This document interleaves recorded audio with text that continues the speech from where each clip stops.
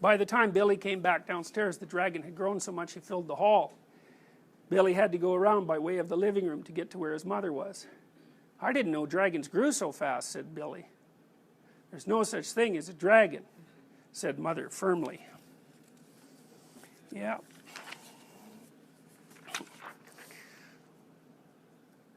Cleaning the downstairs took Mother all morning, what with the dragon in the way and having to climb in and out of windows to get from room to room. It's like, that's a really funny one, eh? Because it's like, it's so obvious now that there's something up, but she's still not going to admit it. And so, you know, I've been in places like that too, where there's so much interpersonal tension among the participants and so many pathological things going on in the household that nothing simple can get done. You know, so like maybe the job of making a tuna sandwich takes like 2 hours because there's nothing but, first of all, nobody can find anything to make it with, and you know, the fridge is empty, and maybe the tuna cans are 6 years old, and the bread's all moldy and stale, and then even if that wasn't the case, they can't figure out who the hell's going to go shopping, and even if they could manage that, there'd be a big fight around, you know, what should be on the sandwich and how much tuna. And so, and the point of this little part of the story is that, you know, a simple task is only a simple task if there aren't all sorts of impediments around cluttering it up. You know, and if there are impediments like that cluttering it up, then you just can't get it done. And then you can see why that's so terribly stressful, because what it means in part is that there is no way that you can just do something straightforward with ease. Everything is about everything all the time. It's like, ugh, it's awful. It's awful. And it's very, very common. You know, you see couples all the time. This is a modern problem, you know. One of the advantages to traditional divisions of labor is that everybody knows what to do. Now you might say, well, that's not fair. It's like, yeah, okay, fine, it's not fair. That's probably true. The question is, what the hell is the alternative? And the alternative is, you have to negotiate every single task. So, you know, if you're going to cohabit with someone at some point in the future, here's your options. Slavery, tyranny, or negotiation. So you can be the slave, you can be the tyrant, or you can negotiate.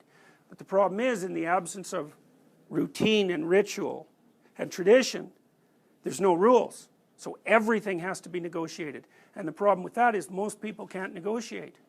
They don't know how. You know, because the negotiation, it's a complex process and people are very unlikely to engage in it. So when I'm trying to get people to make decisions, when they have to deal with something that's very complicated, the first thing I do is I say, okay, look, let's lay out the problem space, okay? All we're going to do is discuss what might be going on here. We're not going to jump to any conclusions about whether any of these theories are correct. We're just going to contemplate them.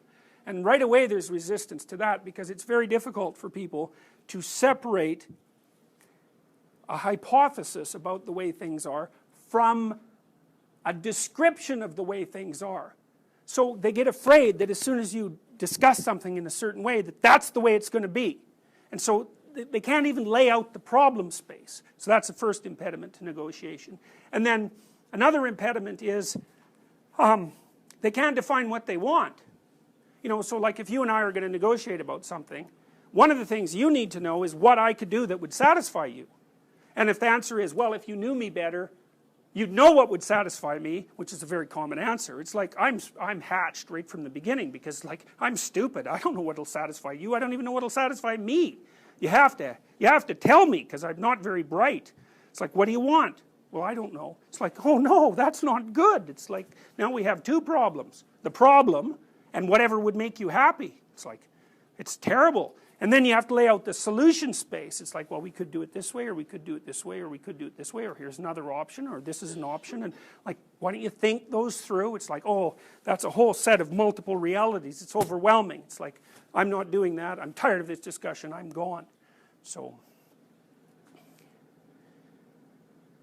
there's a dragon in everyone's house of that size now, because no one knows what to do.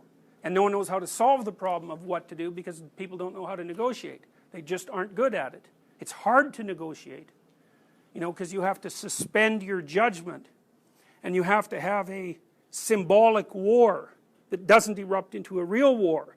And then you have to solve it, and then people have to agree to the solution, and then they have to enact the solution, right? They have to be they have to what? Act out their word once the solution has been negotiated. And it happens, but it's very difficult, so people avoid it all the time, and then everything becomes incredibly complicated. I went to a house once quite regularly where the husband refused to, he was kind of a traditionalist, you know, and he refused to ever thank his wife for doing anything that was domestically related, like cooking. Now, and she also had a career, and it was, you know, a pretty demanding career, so it wasn't self-evident that she should be the one that was doing this, but that doesn't matter, you know. She could cook, but she wouldn't. And so every time I went there, I had the most god-awful food. It was just staggeringly terrible. You know, everything had been done to that food to torture it, that an intelligent and irritated person could possibly do. And so the price that was being paid in that, and the kids wouldn't eat, and it's no goddamn wonder, you know, it's like, who would eat that? You know, and so the price the family was paying for not negotiating around this complex operation, because running a domestic economy is a very complex operation. The price they paid for it was every single meal was like curdled with resentment, and the food quality was terrible, and everyone was angry. It's like, oh my God, that's like, it's 4 hours a day of that, you know? That's like a quarter of your waking life. So, and you know, after engaging in that sort of interaction with your husband or your wife for like a quarter of the day for 10 years, you can be sure that whatever goodwill you might have stored up is pretty much evaporated. So, you know, one thing that you might think about, and this is counterintuitive, you know, because people think, what are the most important events in your life? And, you know, no one is going to say breakfast. You know, you think, well, I went to Europe for 2 weeks this summer or something like that. It's like, all that stuff's irrelevant. Who cares about that? Exceptions are irrelevant. Your life is made up of the things you do every day. That's what it's made up of. So, you know, I don't know how many thousands of hours you're going to spend having breakfast over the, you know, the course of your life, but it's going to be something like 1/16 of the time you have left. So let's say you've got 80 years left. That means you're going to have to spend 5 years having breakfast. It's like, get it right. You know, because I would say about half of your life is routine. And if you get the routines right, you know, so everybody sits down and the meal's real good and everybody's happy about it and all the little decisions have been distributed properly, it's like, poof, half your life is good.